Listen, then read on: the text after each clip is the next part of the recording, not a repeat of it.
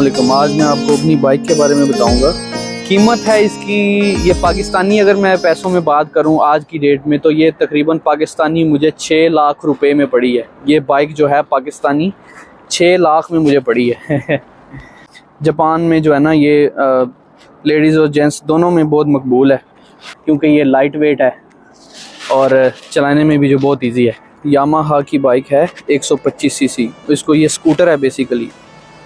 इसका जो सबसे पाकिस्तान से डिफरेंट चीज़ है ना वो ये है क्योंकि इसमें गियर वगैरह नहीं है, ये ऑटो है। मैंने पहले गियरों वाली बाइक ली थी तो वो फिर मैंने बेच दी थी, फिर मैंने ये ऑटो बाइक ली थी। इस पर बिल्कुल जो है ना झटका वगैरह नहीं लगता, सिर्फ रेस और ब्रेक, रेस छोड़ के ब्रेक लगा देनी है, दोनों जैसे साइकिल पे हम लगाते हैं। और ये इसका जो है ना सारा दिन, इसीलिए मैं काम करता हूँ कि मैं इस पर थकता भी नहीं हूँ सारा दिन। बड़ा इस पर मैं 8-9 घंटे जो है ना इजीली इस पर काम करता हूँ। ये स्कूटर है। दुबई में भी लोग काम करते हैं जो वो गियरों वाली बाइक चलाते हैं, तो वो सारा दिन गियर गचा गियर लगाते रहो, निकालते रहो, वो आपके पाँव भी थक जाते हैं। और गियर का सबसे बड़ा नुकसान फूड डिलीवरी में ये होता है कि आपके जब झटके लगते हैं बाइक के तो जो आपने बैग पहना हुआ है उसमें फूड जो है वो स्पिल हो जाता है, ख़राब हो जाता है। मतलब कोई सूप वगैरह है, अब जापान में ज़्यादा सूप वाले खाने होते हैं तो सूप जो है गिर जाता है, फिर कस्टमर नाराज़ होता है, फिर मसले पैदा होते हैं। तो इसमें वो भी सीन नहीं है ऐसा। ये इसका है फ्यूल टैंक, 5 लीटर इसके अंदर पेट्रोल डाल सकते हैं। इसकी एवरेज क्या है जनाब, ये 5 लीटर में ना तकरीबन आराम से ये अगर शहर के अंदर चलाते हैं, बार बार रोकते हैं इसको, चलाते हैं, इंजन स्टार्ट करते हैं, बंद करते हैं, फिर भी ये 180 से 200 किलोमीटर तक दे जाती है। अगर लॉन्ग रूट पे जाते हो तो फिर तो ये फुल टैंक में ना 200 किलोमीटर तक दे जाएगी। तो मतलब आप एक शहर से दूसरे शहर भी इसके ऊपर बआसानी जो है ना वो जा सकते हैं। तो बहुत ज़बरदस्त बाइक है ये, मुझे बहुत मज़ा आता है चलाने में। चीज़ है ये मेरा टूल है, इस पर मैंने काम करना है। तो मेरी आदत ये है कि जब मैंने काम करना है तो मुझे अच्छे से अच्छा टूल चाहिए।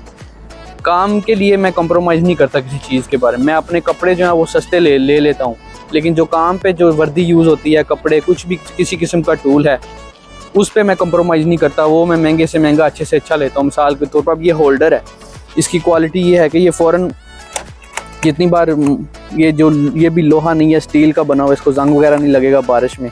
सारा चीज़ रबड़ ये लगे हुए हैं। जहाँ भी आपका मोबाइल अटैच होगा इसके अंदर वो सब रबड़ है, उसको टच करेगा मोबाइल के ऊपर जो है वो स्क्रैचेस नहीं आएंगे। मतलब छोटी छोटी चीज़ में मुझे डिटेल पसंद है। ये केबल है जो ये मैग्नेटिक केबल है, ये फ़ौरन मोबाइल के साथ अटैच हो जाती है चलती हुई बाइक पे। बाइकर्स जो है वो इस चीज़ को समझेंगे कि चलती हुई बाइक पे मोबाइल को चार्जिंग लगाना कितना जो है वो ख़तरनाक डेंजरस हो सकता है, इसलिए मैग्नेट है, फ़ौरन ये अटैच हो जाती है।